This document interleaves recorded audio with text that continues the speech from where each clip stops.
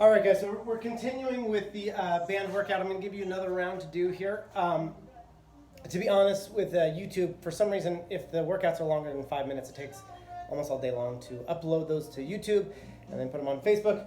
So I split this one up. Also, it gives me another opportunity to explain some of the benefits around the bands. I know probably a lot of you guys don't have a lot of equipment at home, but you can go buy bands online for very, very cheap. At least as it pertains to actual workout equipment. It's one of the cheapest forms of workout equipment. I wanted to use this opportunity, though, to explain another concept, which is that adaptation only occurs on the cusp of your ability, meaning that you have to push yourself to that point of almost failing at a repetition before your body's able to adapt. The unfortunate thing about that, though, is that injuries also occur at the same spot. Once you start challenging the cusp of your ability, your form starts breaking down, and over time, as that form breaks down, we're more prone to injury.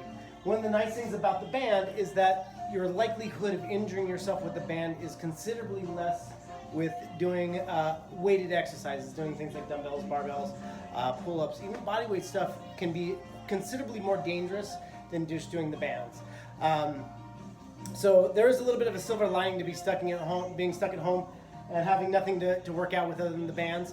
One thing I'll tell you guys is through high school, I was relatively strong through high school. I'd actually, I'd been lifting for a long time prior to that. But there was definitely this thing where, high school kids, they want to see, at least back then, I don't know if they still do now, maybe things have changed a bit. People wanted to see how big they could get their arms, and I had a set of bands that I purchased when I was in high school, and every night I decided I was going to see how big I could get my arms. The only time I've ever had my arms bigger than 18 inches was just doing maximum curls every night and just repping out the curls and repping out the curls, repping out the curls with nothing more than a band. And I was actually amazed how strong I got and how how more muscular I had gotten as a result of just doing some band work. So even though you might be stuck at home and all you have is some bands to work with, that's all right. Trust me, you guys could get fantastic results. We're going to do some pull downs here. All I did was I wrapped the band around my pull-up bar here. If you don't have a pull-up bar, anything that's above your head will work. Make sure it's strong enough to sustain what you're going to pull. Once again, this is the jump stretch band. You could use this style band too as well with the handles at the end. That's fine. Just make sure it's nice and even. Then I'm going to take a knee here. I'm just going to do a sagittal grip lat pull down. I'm going to do as many reps as I can.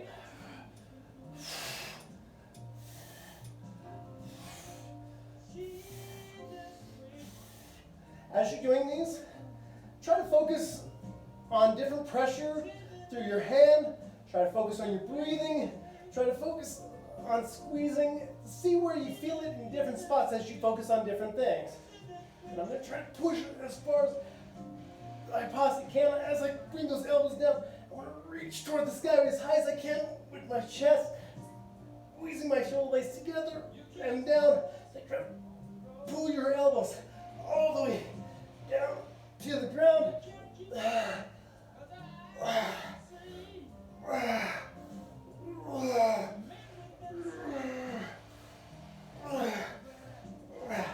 I'm not even worried about repetitions right now. All I'm really focusing on is getting a nice little burn going, get a nice little pump going.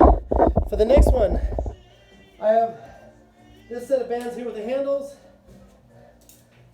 hooked up to my squat rack here. We're going to be doing shoulders, so in order to hit those shoulders, I'm going to lean forward here. I'm going to press up, following the line of pull of the cables.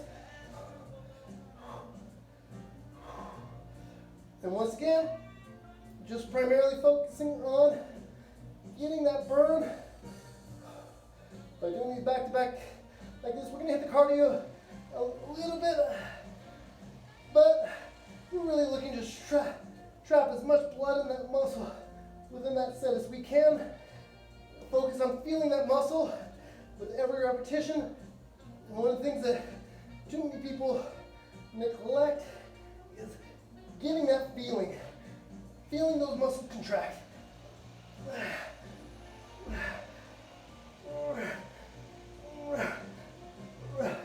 Shoulder's definitely burning. Last one we're gonna do is gonna be a VMO extension. So I have the jump stretch band attached around here. Just making a loop. I'm gonna put my leg through. It's gonna go on the back of your knee here. You're gonna walk it back as far as you can. On this one, I like to keep a little bit of tension on that, as much tension as I can stand. So I'm gonna keep that foot that's not in the band forward just a little bit. I'm gonna line up the ball of my foot with my front heel. I'm gonna drive that back heel to the ground, squeezing that quad as hard as I can. You'll feel a pretty intense contraction as we go on these ones. I would generally suggest actually counting reps, because you're gonna have to match it on your non-dominant side.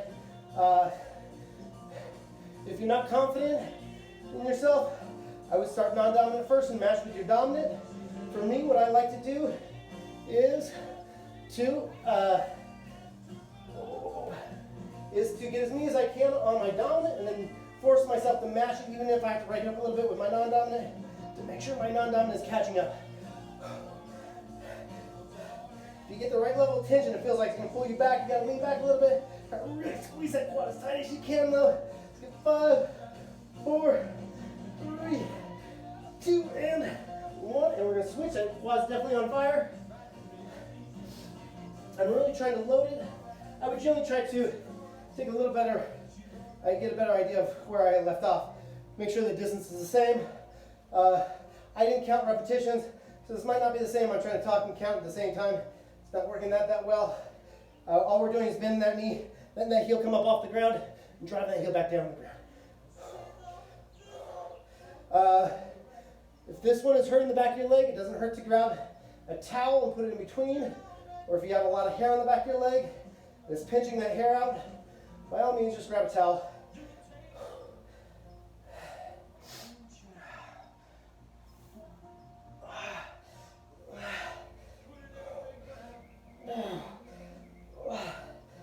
Let's get 5, 4, 3, 2, and 1.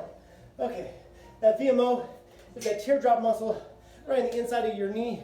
There creates medial stabilization in your knee. Make sure that knee's not caving in this way as you're squatting. Very commonly, when we're squatting, the squats fail because we get into here. That deactivates your glutes, puts all that pressure on your lower back. That's one of the ways how we can help that. The other thing it does, just controls the last 15 degrees of extension. That's what we're working on here, is that last 15 degrees of extension. This is this extension here. We're doing the same thing. We're just extending backwards instead of extending forward. Okay? For those of you guys for today's workout who want to get another set of rounds in, I did like maybe 6 or 7 rounds of the other round that we did. I'll do another 6 or 7 rounds here. Like I said, your volume on the bands could be considerably higher because of the fact that there's no eccentric loading, meaning that we're minimizing muscular teardown, which really allows you to get a lot more done in. Won't leave you sore. You can hit it again more frequently. So if you're finding that you guys are sore throughout the day, and that soreness is causing you to move less, that soreness is causing you to expand out your workouts, the distance between your workouts greater and greater, I'd back off on that, or just simply switch to the bands, and you'll get a great workout. All right, guys, have a great day.